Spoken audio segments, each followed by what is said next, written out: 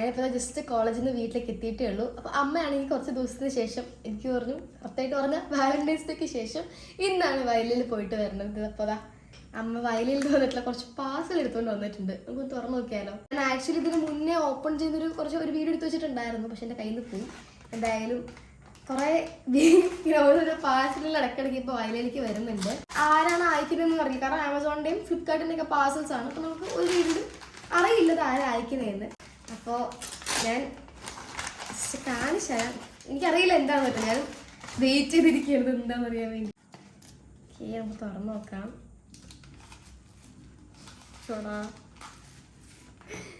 ഒരു മാലയാണ് കേട്ടോ കാണിച്ചതാണ്.